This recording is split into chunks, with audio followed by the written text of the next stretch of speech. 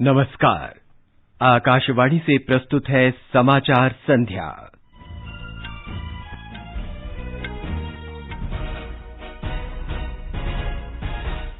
प्रधानमंत्री नरेंद्र मोदी ने न्यायिक सुधारों की प्रशंसा की। उन्होंने कहा, आत्मनिर्भर अभियान न्याय प्रणाली के आधुनिकीकरण में महत्वपूर्ण भूमिका निभाएगा। प्रधानमंत्री कल पश्चिम बंगाल और असम के दौरे पर जाएंगे। वहां कई विकास परियोजनाओं की शुरुआत करेंगे। देश में अब तक 56 लाख से अधिक स्वास्थ्य कर्मियों को कोविड टीके लगाए गए। आकाशवाणी संगीत सम्मेलन अब भारत रत्न पंडित भीमसेन जोशी संगीत सम्मेलन के नाम से जाना जाएगा। और चेन्नई में भारत के साथ पहले क्रिकेट टेस्ट मैच के दूसरे दिन इंग्लैंड ने 8 विकेट पर 555 रन बनाए। मेहमान टीम के कप्तान जो रूट का अपने 100वें टेस्ट मैच में दोहरा शतक।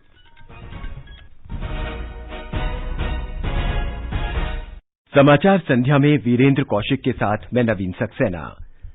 कोविड महामारी से देश एक साथ लड़ रहा है। आप भी हमारे साथ सुरक्षा और बचाव के 3 आसान उपायों का संकल्प लें। मास्क पहनें, 2 गज की सुरक्षित दूरी बनाए रखें, हाथ और मुंह साफ रखें। और अब समाचार। प्रधानमंत्री नरेंद्र मोदी ने कहा है कि देश की न्यायपालिका ने हमेशा संविधान की सकारात्मक और रचनात्मक व्याख्या कर इसे मजबूत किया है और राष्ट्रीय हित को सर्वोपरि रखकर अपने कर्तव्य का पालन किया है। श्री मोदी आज गुजरात उच्च न्यायालय के हीरक जयंती समारोह को वर्चुअल माध्यम से संबोधित कर रहे थे। आज हर देशवासी पूरे संतोष से ये कह सकता है कि हमारी जुडिशरी ने, न्यायपालिका ने संविधान की प्राणवायु की सुरक्षा का अपना दायित्व पूरी दृढ़ता से निभाया है। हमारी जुडिशरी ने हमेशा संविधान की रचनात्मक और सकारात्मक व्याख्या करके खुद संविधान को भी मजबूत किया है। देशवासियों के अधिकारों की रक्षा हो, निजी स्वतंत्रता का प्रश्न हो, ऐसी परिस्थितियां रही हो जब देश हित को सर्वोच्च प्राथमिकता देनी हो, जुडिशरी ने अपने इन दायित्वों को समझा भी है और निभाया भी है। प्रधानमंत्री ने कहा कि कानून का शासन हमेशा से भारतीय संस्कृति और मूल्यों का आधार रहा है और यही सुशासन का आधार है। उन्होंने कहा कि इसी ने हमारे स्वाधीनता सेनानियों को नैतिक संबल प्रदान किया था। स्वराज की अवधारणा इसी से उपजी थी, जिसने भारत के स्वतंत्रता संग्राम को मजबूती प्रदान की थी। उन्होंने कहा कि हमारे संविधान निर्माताओं ने भी कानून के शासन को प्राथमिकता दी और भारतीय संविधान की प्रस्तावना में भी कानून का शासन स्थापित करने का संकल्प व्यक्त किया गया। श्री मोदी ने कहा कि कानून के तहत हर नागरिक को अधिकार प्रदान किए गए हैं और विश्व स्तरीय न्यायिक प्रणाली की स्थापना करना न्यायपालिका तथा सरकार का उत्तरदायित्व है। हमारे संविधान ने न्याय की जो धारणा सामने रखी है, न्याय के जो आदर्श भारतीय संस्कारों का हिस्सा रहे हैं, वो न्याय हर भारतीय का अधिकार है। इसलिए ये जुडिशरी और सरकार दोनों का ही दायित्व है कि दुनिया के सबसे बड़े लोकतंत्र में वो मिलकर world class judicial system, justice system खड़ा करे। हमारा जस्टिस सिस्टम ऐसा होना चाहिए जो समाज के अंतिम पायदान पर खड़े व्यक्ति के लिए भी सुलभ हो, जहां हर व्यक्ति के लिए न्याय की गारंटी हो। आम लोगों को सत्य के लिए संघर्ष करने की शक्ति न्यायपालिका ने ही प्रदान की है। प्रधानमंत्री ने इस बात पर गर्व व्यक्त किया कि उच्चतम न्यायालय ने वीडियो कॉन्फ्रेंस के माध्यम से सबसे अधिक मामलों की सुनवाई की है। डिजिटल इंडिया मिशन आज बहुत तेजी से हमारे जस्टिस सिस्टम को आधुनिक बना रहा है। आज देश में 18,000 से ज्यादा कोर्ट्स कंप्यूटराइज हो चुकी है। सुप्रीम कोर्ट से वीडियो कॉन्फ्रेंसिंग और टेली कॉन्फ्रेंसिंग को लीगल सैंक्टिटी मिलने के बाद से भी सभी अदालतों में ई प्रोसीडिंग में तेजी आई है। ये सुनकर हम सभी का गौरव बढ़ता है कि हमारा सुप्रीम कोर्ट खुद भी आज दुनिया में वीडियो कॉन्फ्रेंस के द्वारा सबसे ज्यादा सुनवाई करने वाला सुप्रीम कोर्ट बन गया है। दुनिया में हमारे हाई कोर्ट और डिस्ट्रिक्ट कोर्ट भी कोविड के टाइम में ज्यादा वीडियो कॉन्फ्रेंस सुनवाई कर चुके हैं।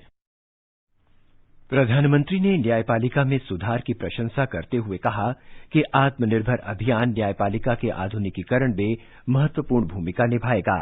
प्रधानमंत्री ने कहा कि डिजिटल इंडिया अभियान ने अन्य क्षेत्रों के साथ साथ न्यायपालिका के कामकाज को भी आधुनिक बनाया है।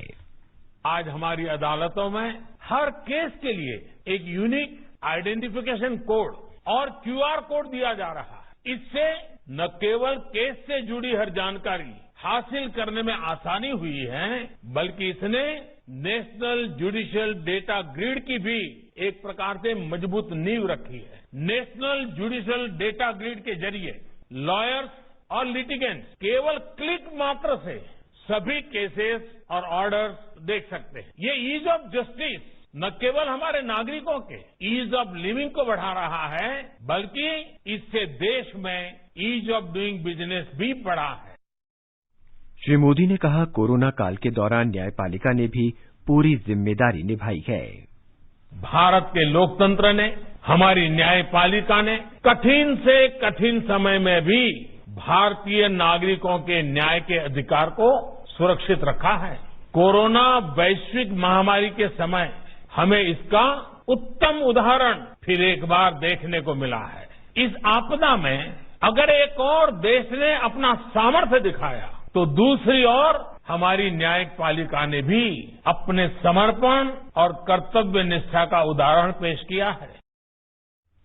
प्रधानमंत्री ने गुजरात उच्च न्यायालय को कोरोना काल में अदालती कार्यवाही का सीधा प्रसारण करने और आम जनता के लिए खुली अदालतों की पहल करने के लिए धन्यवाद दिया। प्रधानमंत्री नरेंद्र मोदी कल पश्चिम बंगाल और असम के दौरे पर जाएंगे और वहां विकास परियोजनाओं की शुरुआत करेंगे। श्री मोदी असम में सोनितपुर जिले के ढेकियाजुली में विभिन्न विकास परियोजनाओं का शिलान्यास करेंगे। प्रधानमंत्री राज्य के राजमार्गों और प्रमुख जिला सड़कों के नेटवर्क को बेहतर बनाने में मदद करने के उद्देश्य से असोम माला का शुभारंभ करेंगे। असोम माला राष्ट्रीय राजमार्गों और ग्रामीण सड़कों को परस्पर जोड़ने के साथ सभी तरह के परिवहन की निर्बाध सुविधा प्रदान करेगी। श्री मोदी विश्वनाथ और चराईदेव में स्थापित किए जा रहे 2 मेडिकल कॉलेजों और अस्पतालों का भी शिलान्यास करेंगे। इस परियोजना पर 1100 करोड़ रुपए से अधिक खर्च होने का अनुमान है। प्रधानमंत्री पश्चिम बंगाल के पूर्वी मेदिनी जिले के हल्दिया में तेल और प्राकृतिक गैस तथा सड़क क्षेत्र में बुनियादी ढांचे की प्रमुख परियोजनाओं की भी आधारशिला रखेंगे।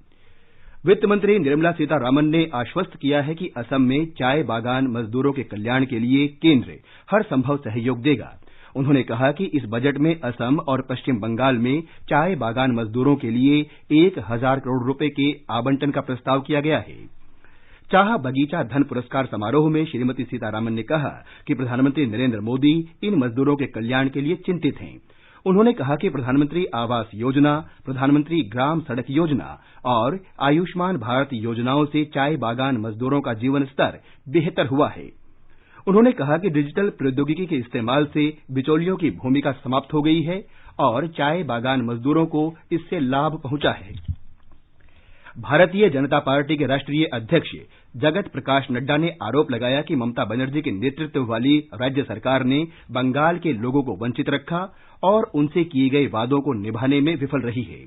श्री नड्डा ने आज नादिया जिले के नवद्वीप से भाजपा की परिवर्तन यात्रा का उद्घाटन किया। श्री नड्डा ने कहा कि अगर भाजपा राज्य में सत्ता में आती है तो राज्य में आयुष्मान भारत और पीएम किसान सम्मान निधि योजना लागू की जाएगी। ममता बीच में अड़ंगा बनकर के खड़ी रही। परिवर्तन यात्रा में हमारे एक नेता बंगाल की जनता को बचाए, उनके स्वास्थ्य की चिंता मोदी जी ने की थी। मोदी जी का आयुष्मान भारत सीधे सीधे बंगाल की जनता को मिलेगा, ये बात मैं आपके साथ कहना चाहता हूं। केंद्र सरकार ने कहा है कि अब तक देश भर में कुल 56,36,868 लाभार्थियों को कोविड के टीके लगाए गए। स्वास्थ्य मंत्रालय में अपर सचिव डॉक्टर मनोहर अगनानी ने बताया कि देश भर में आज 2,20,019 लाभार्थियों का टीकाकरण किया गया। उन्होंने कहा कि टीकाकरण के बाद गंभीर या किसी तरह के दुष्प्रभाव का कोई मामला सामने नहीं आया है। आज दिनांक तक टीकाकरण के पश्चात कुल 22 मृत्यु के प्रकरण प्रकाश में आए हैं, जो 0.0004% है टीकाकरण के। इनमें से 9 की मृत्यु अस्पताल में हुई है और 13 की मृत्यु अस्पताल के बाहर हुई है। पिछले 24 घंटे में कोई नई मृत्यु की सूचना प्राप्त नहीं हुई है और अब तक जितनी भी मृत्यु हुई है उनका संबंध कोविड-19 वैक्सीनेशन से स्थापित नहीं हुआ है। स्वास्थ्य सचिव राजेश भूषण ने आज राज्यों और केंद्र शासित प्रदेशों के स्वास्थ्य सचिवों और राष्ट्रीय स्वास्थ्य मिशन के स्वास्थ्य प्रबंध निदेशकों के साथ कोविड टीकाकरण की प्रगति और स्थिति की समीक्षा की।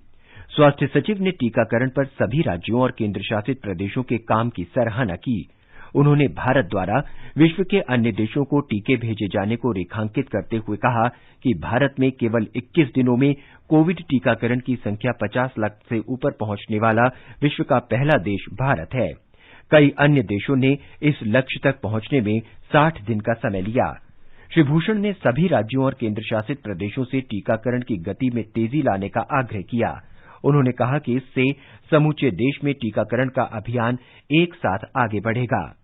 राज्यों और केंद्र शासित प्रदेशों को सलाह दी गई कि वो उन लोगों का टीकाकरण सुनिश्चित करें जो कोविन डिजिटल प्लेटफॉर्म पर पहले से ही पंजीकृत हैं। उन्होंने बताया कि ऐसे 12 राज्य और केंद्र शासित प्रदेश हैं जिन्होंने स्वास्थ्य देखभाल कर्मियों का 60% या उससे अधिक टीकाकरण किया है। देश में कोविड टीके तेजी से लगाए जा रहे हैं। कोविड पर आकाशवाणी समाचार की विशेष चर्चा में नीति आयोग के सदस्य और कोविड राष्ट्रीय कार्य दल के अध्यक्ष डॉक्टर वीके पॉल ने कहा कि टीकाकरण के लिए सरकार ने 35,000 करोड़ रुपए का बजट का प्रावधान किया है। उन्होंने बताया कि टीकाकरण का साइड इफेक्ट नहीं के बराबर है।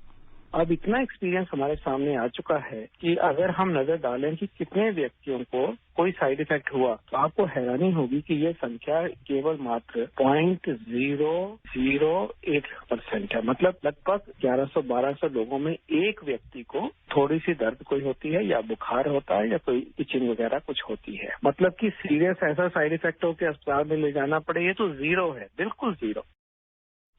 एम्स के निदेशक डॉक्टर रणदीप गुलेरिया ने कहा कि भारत में इस्तेमाल किए गए दोनों टीके पूरी तरह से सुरक्षित हैं।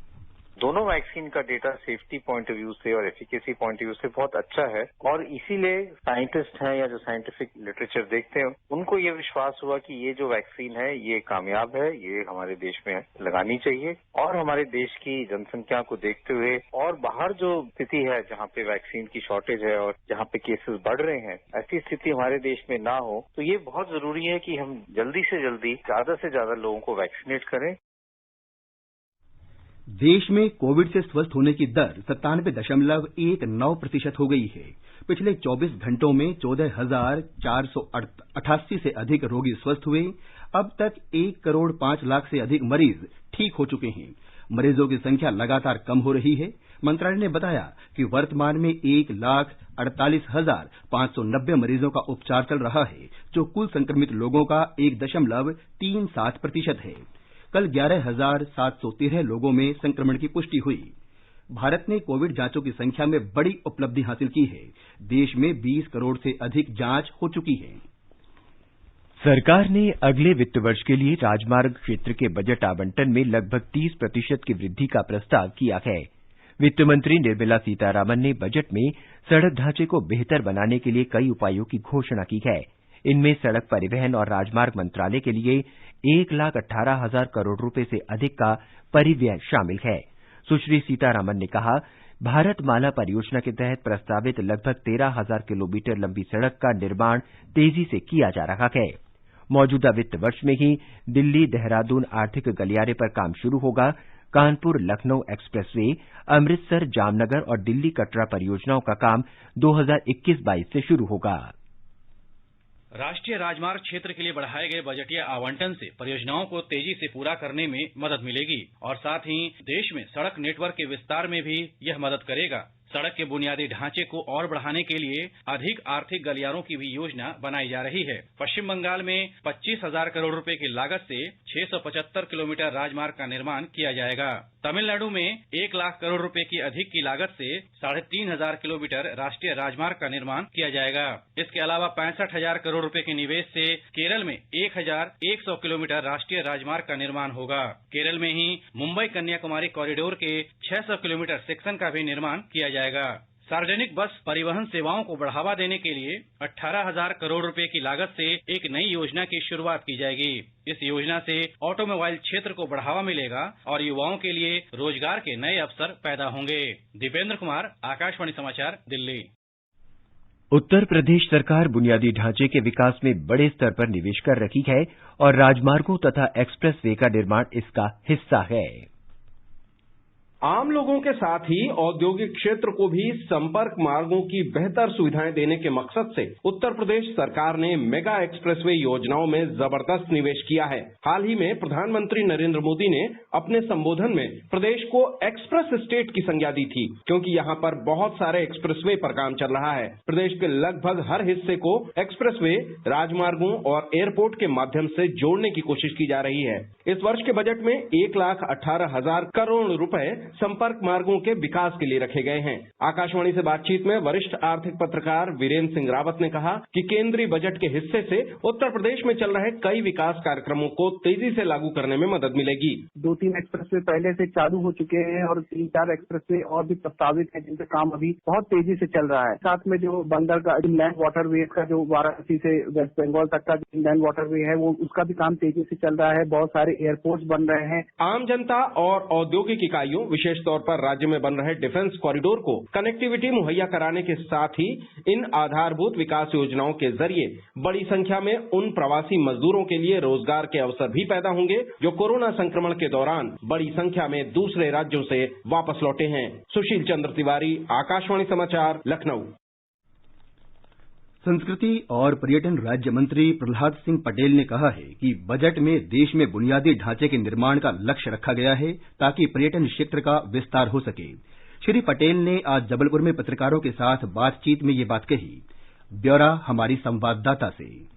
केंद्रीय मंत्री ने कहा कि बजट आत्मनिर्भर भारत की दिशा में सही कदम है। उन्होंने कहा कि केंद्रीय बजट में प्रतिष्ठित स्थलों के आसपास बुनियादी ढांचे के निर्माण का प्रस्ताव है, जिससे पर्यटन क्षेत्र का विकास होगा। क्योंकि मैं संस्कृति और पर्यटन मंत्री हूं, तो बजट, मेरे विभाग के बजट के बारे में जरूर कहूंगा 2 बातें।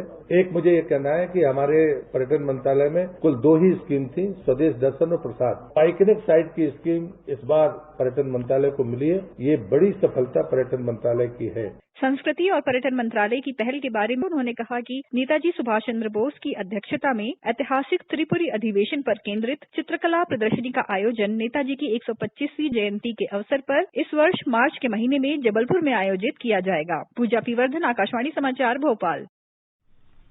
सरकार ने 4 राज्यों असम, हरियाणा, हिमाचल प्रदेश और पंजाब को भी खुले बाजार से ऋण लेकर 5,034 करोड़ रुपए जुटाने की अनुमति दे दी है। वित्त मंत्रालय के अनुसार इन राज्यों में कारोबारी सुगमता के लिए व्यय विभाग द्वारा निर्धारित सुधार किए गए और इसलिए अतिरिक्त आर्थिक संसाधन जुटाने के लिए पात्र हो गए हैं। मंत्रालय ने कहा कि अब अपेक्षित सुधार करने वाले राज्यों की संख्या बढ़कर 12 हो गई है। इन सभी 12 राज्यों को 28,183 करोड़ रुपए की अतिरिक्त लेनदारी की अनुमति दी गई है। ये समाचार हमारी वेबसाइट newsonair.com/hindi और हमारे mobile app news on AIR पर भी उपलब्ध हैं। चलो मिलकर एक शुरुआत करें, चलो एक फैसला आज करें, मास्क नहीं तो टोकेंगे, कोरोना को रोकेंगे, चलो एक इरादा करते हैं, चलो खुद से वादा करते हैं, मास्क नहीं तो टोकेंगे, कोरोना को रोकेंगे। ये आकाशवाणी है। आगे बढ़ने से पहले मुख्य समाचारों पर एक नजर। प्रधानमंत्री नरेंद्र मोदी ने न्यायिक सुधारों की प्रशंसा की। उन्होंने कहा, आत्मनिर्भर अभियान न्याय प्रणाली के आधुनिकीकरण में महत्वपूर्ण भूमिका निभाएगा। प्रधानमंत्री कल पश्चिम बंगाल और असम के दौरे पर जाएंगे। वहां कई विकास परियोजनाओं की शुरुआत करेंगे। देश में अब तक 56 लाख से अधिक स्वास्थ्य कर्मियों को कोविड टीके लगाए गए। आकाशवाणी संगीत सम्मेलन अब भारत रत्न पंडित भीमसेन जोशी संगीत सम्मेलन के नाम से जाना जाएगा। और चेन्नई में भारत के साथ पहले क्रिकेट टेस्ट मैच के दूसरे दिन इंग्लैंड ने 8 विकेट पर 555 रन बनाए। मेहमान टीम के कप्तान जो रूट का अपने 100वें टेस्ट मैच में दोहरा शतक। अब प्रस्तुत है संसद में सप्ताह हुई कार्यवाही की समीक्षा। लेखक हैं स्वतंत्र पत्रकार कविता पंत। इस सप्ताह की शुरुआत वित्त मंत्री निर्मला सीतारामन के बजट भाषण से हुई। वित्त मंत्री ने संसद में सोमवार को वर्ष 2021-22 के लिए बजट पेश किया। हालांकि सप्ताह के बाकी दिन दोनों सदनों में केंद्र के 3 नए कृषि कानूनों को वापस लेने की मांग को लेकर विपक्षी दलों के सदस्यों की नारेबाजी और हंगामा जारी रहा। लोकसभा में विपक्ष ने सरकार को घेरने का कोई मौका नहीं छोड़ा। राज्यसभा में राष्ट्रपति के अभिभाषण पर धन्यवाद प्रस्ताव अभिभाषण और किसान आंदोलन पर चर्चा शुक्रवार को समाप्त हो गई, लेकिन लोकसभा में इस पर चर्चा नहीं हो पाई है। राज्यसभा में चर्चा के लिए सदन में 15 घंटे का समय निर्धारित किया गया था। लोकसभा में उत्तेजित विपक्ष ने न तो प्रश्नकाल की ठीक तरह से होने दिया और न ही शून्यकाल हो पाया। पूरे सप्ताह विपक्ष के हंगामे के कारण सदन की बैठक बिना किसी कामकाज के स्थगित करनी पड़ी। वित्त मंत्री ने अपने बजट भाषण में बजट को 6 स्तंभों पर आधारित बताते हुए कहा कि इसमें स्वास्थ्य एवं देखभाल, वित्त पूंजी एवं बुनियादी ढांचा, आकांक्षी भारत में समग्र विकास, मानव संसाधन का विकास, नवाचार एवं अनुसंधान और न्यूनतम सरकार अधिकतम शासन को शामिल किया गया है। आम बजट 2021 के जरिए किसानों से लेकर मिडिल क्लास तक को साधने का प्रयास किया है। वित्त मंत्री ने घोषणा की कि 75 साल से अधिक आयु वाले बुजुर्गों को आयकर रिटर्न फाइल करने की जरूरत नहीं होगी। ये रियायत उन लोगों के लिए है जिनकी कमाई का स्रोत पेंशन के अलावा कुछ और नहीं है। यही नहीं, उन्होंने पेट्रोल पर 2.5 रुपये और डीजल पर 4 रुपये का कृषि सेस लगाने का ऐलान किया। बजट में इंफ्रास्ट्रक्चर पर खास जोर दिया गया है। सड़क, बिजली उत्पादन, पुल और बंदरगाहों समेत अनेक चीजों पर निवेश बढ़ाया गया है। बजट में बैंकिंग से जुड़े कई बड़े ऐलान किए गए हैं। अब यदि कोई बैंक डूब जाता है तो खाताधारकों को 5 लाख रुपए तक की रकम मिलेगी। इससे पहले ये सीमा 1 लाख रुपए ही की थी। बजट सत्र के दौरान राज्यसभा के पहले कामकाजी दिन में सदस्यों ने दिल्ली की सीमाओं पर चल रहे किसान आंदोलन के मुद्दे पर सदन में तुरंत चर्चा कराने की मांग करते हुए हंगामा किया। इस वजह से उच्च सदन की बैठक 3 बार के स्थगन के बाद अंततः पूरे दिन के लिए स्थगित कर दी गई। सभापति एम वेंकैया नायडू ने सदस्यों से कहा कि वो एक दिन यानी बुधवार को राष्ट्रपति अभिभाषण पर होने वाली चर्चा में अपनी बात रख सकते हैं। 3 बार के स्थगन के बाद उच्च सदन की बैठक फिर शुरू होने पर भी विपक्षी सदस्यों का हंगामा जारी रहा और वो नारेबाजी करने लगे। उपसभापति ने एक बार फिर सदन सुचारू रूप से चलने देने की अपील की और सदस्यों से आग्रह किया कि वो कल राष्ट्रपति अभिभाषण पर होने वाली चर्चा में शामिल होकर अपनी बात रखें, लेकिन सदस्यों का हंगामा जारी रहा और उपसभापति ने कार्यवाही पूरे दिन के लिए स्थगित कर दी। इससे पहले बैठक शुरू होने पर सभापति एम वेंकैया नायडू ने बजट सत्र में राज्यसभा की कार्यवाही को सुचारू एवं नियमबद्ध ढंग से चलाने की सदस्यों की अपील करते हुए कहा कि ऐसी किसी भी स्थिति को टाला जाना चाहिए जिससे सदन एवं राष्ट्र के हित प्रभावित होते हों। लोकसभा में कांग्रेस के नेता अधीर रंजन चौधरी ने लोकसभा अध्यक्ष ओम बिरला से प्रश्नकाल निलंबित कर सबसे पहले किसानों के मुद्दे पर चर्चा शुरू कराने का अनुरोध किया। श्री बिरला ने इसकी अनुमति नहीं दी और प्रश्नकाल चलाने का निर्देश दिया। इस बीच कांग्रेस, तृणमूल कांग्रेस, द्रमुक के कुछ सदस्य और आम आदमी पार्टी के सांसद भगवंत मान नारेबाजी करते हुए आसन के समीप आ गए। वे कृषि कानूनों को वापस लेने की अपनी मांग दोहरा रहे थे। संसदीय कार्य मंत्री प्रहलाद जोशी ने कहा कि उन्होंने विपक्षी दलों के नेताओं से चर्चा की थी और सहमति बनी थी कि राष्ट्रपति के अभिभाषण पर धन्यवाद प्रस्ताव पर चर्चा शुरू करनी है। उन्होंने विपक्षी सदस्यों के हंगामे पर निराशा जताते हुए कहा कि ये राष्ट्रपति का भी अपमान है और चर्चा आरंभ करनी चाहिए। राज्यसभा में बुधवार को राष्ट्रपति अभिभाषण पर चर्चा शुरू हुई, जिसमें कांग्रेस सहित विपक्षी दलों ने तीनों नए कृषि कानूनों को वापस लेने की मांग की और सरकार से कहा कि वो इस विषय को प्रतिष्ठा का प्रश्न नहीं बनाए। हालांकि सत्ता पक्ष की ओर से कहा गया कि सरकार किसानों का सम्मान कर रही है और बातचीत के द्वार खुले हुए हैं। सत्ता पक्ष और विपक्ष के नेताओं के बीच बनी सहमति के बाद उच्च सदन में इस विषय पर चर्चा के समय को 10 घंटे से बढ़ाकर 15 घंटे करने के निर्णय की घोषणा सभापति एम वेंकैया नायडू ने की, ताकि सदस्यों को किसानों से जुड़े मुद्दे उठाने का समुचित समय मिल सके। चर्चा में भाग लेते हुए नेता प्रतिपक्ष गुलाम नबी आजाद ने गणतंत्र दिवस के दिन किसानों की ट्रैक्टर रैली के दौरान दिल्ली के लाल किले में हुई हिंसा की कड़ी निंदा की। उन्होंने कहा कि दोषी लोगों के खिलाफ सख्त कार्रवाई करनी चाहिए, किंतु निर्दोष किसानों को निशाना नहीं बनाया जाना चाहिए। सदन में राष्ट्रपति अभिभाषण पर पेश धन्यवाद प्रस्ताव पर चर्चा जारी रही। चर्चा में विभिन्न विपक्षी दलों ने 3 नए कृषि कानूनों के खिलाफ किसानों के चल रहे विरोध प्रदर्शन के मुद्दे पर सरकार पर हमला बोलते हुए मौजूदा आंदोलन से निपटने के तरीके पर सवाल उठाया। वहीं सत्तारूढ़ पार्टी भाजपा ने दावा किया कि सरकार किसानों के कल्याण के लिए प्रतिबद्ध है और उनकी प्रगति के लिए ही कानून लाए गए हैं। विपक्षी दलों ने सरकार से सवाल किया कि किसानों को आंदोलन करने की नौबत क्यों आई। इसके साथ ही विपक्षी दलों ने सरकार से अनुरोध किया कि वो किसानों के दर्द को समझें और उन्हें दूर करने की कोशिश करें। हालांकि भाजपा ने कांग्रेस पर निशाना साधते हुए आरोप लगाया कि पार्टी ने अपने चुनावी घोषणा पत्र में ऐसे सुधारों का जिक्र किया था लेकिन अब उसके सुर बदल गए हैं। चर्चा में भाग लेते हुए मनोनीत सदस्य स्वप्न दास गुप्ता ने कहा कि देश में हुई हरित क्रांति का लाभ पंजाब को विशेष रूप से मिला और वहां इससे किसानों में खुशहाली आई, लेकिन पश्चिम बंगाल सहित पूर्वी भारत का एक बड़ा हिस्सा उस क्रांति के लाभों से दूर रहा। इससे पहले सभापति एम वेंकैया नायडू ने सदस्यों को सदन की कार्यवाही की मोबाइल फोन से रिकॉर्डिंग करने पर आगाह करते हुए कहा कि ऐसी अनाधिकृत रिकॉर्डिंग और सोशल मीडिया पर उसका प्रसार संसदीय विशेषाधिकारों का हनन और सदन की अवमानना हो सकता है। सभापति श्री नायडू ने कहा कि ये संसदीय शिष्टाचार के खिलाफ है और सदस्यों से इसकी अपेक्षा नहीं की जाती। लोकसभा में गुरुवार को भी विपक्षी दलों के सदस्यों ने 3 कृषि कानूनों को वापस लेने की मांग को लेकर नारेबाजी की। अध्यक्ष ओम बिरला ने कहा कि कई नेताओं के प्रश्न महत्वपूर्ण हैं और प्रश्नकाल सुचारू रूप से चलना चाहिए। श्री बिरला ने अपील की कि कार्यवाही के दौरान नारेबाजी करना और तख्तियां उछालना उचित नहीं है। विपक्षी सदस्यों ने अध्यक्ष की अपील को अनसुना कर दिया और नारेबाजी जारी रखी। राज्यसभा में राष्ट्रपति के अभिभाषण पर धन्यवाद प्रस्ताव पर चर्चा समाप्त हो गई है। चर्चा के दौरान अन्य मुद्दों के साथ 3 नए कृषि कानूनों के मुद्दे को प्रमुखता से उठाया गया। कांग्रेस सहित विपक्षी दलों ने इन तीनों कानूनों को वापस लेने की मांग पर बल देते हुए कहा कि सरकार को ये मामला प्रतिष्ठा का प्रश्न नहीं बनाना चाहिए। अभी आप संसद में हुई इस सप्ताह की कार्यवाही की समीक्षा सुन रहे थे। और अब कुछ और समाचार।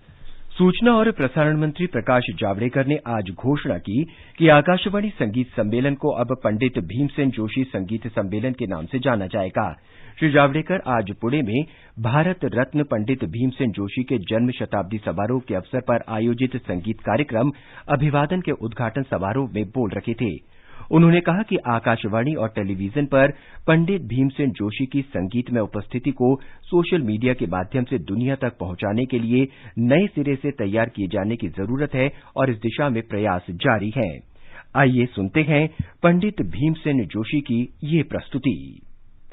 जो भजे हरि को जरा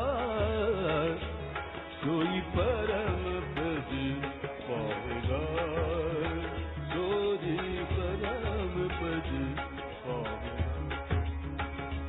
जो भजे हरि को सदा। केंद्र शासित प्रदेश जम्मू कश्मीर के शोपिया और कुलगाम में जिला विकास परिषद के अध्यक्ष और उपाध्यक्ष पदों के चुनाव में शोपिया जिले में बिल्किस जान अध्यक्ष और इरफान मनहास उपाध्यक्ष निर्वाचित हुए। वहीं कुलगाम जिले में मोहम्मद अफजल पर्रे को अध्यक्ष और शाजिया जान को उपाध्यक्ष चुना गया। चेन्नई में भारत के साथ पहले क्रिकेट टेस्ट मैच में आज दूसरे दिन इंग्लैंड ने पहली पारी में 8 विकेट पर 555 रन बना लिए। कप्तान जो रूट ने अपने 100वें टेस्ट मैच में दोहरा शतक लगाते हुए 218 रन की शानदार पारी खेली। जसप्रीत बुमराह, रविचंद्रन अश्विन, ईशांत शर्मा और शाहबाज नदीम ने अब तक 2-2 विकेट लिए हैं। अंत में मुख्य समाचार एक बार फिर। प्रधानमंत्री नरेंद्र मोदी ने न्यायिक सुधारों की प्रशंसा की। उन्होंने कहा, आत्मनिर्भर अभियान न्याय प्रणाली के आधुनिकीकरण में महत्वपूर्ण भूमिका निभाएगा। प्रधानमंत्री कल पश्चिम बंगाल और असम के दौरे पर जाएंगे। वहां कई विकास परियोजनाओं की शुरुआत करेंगे।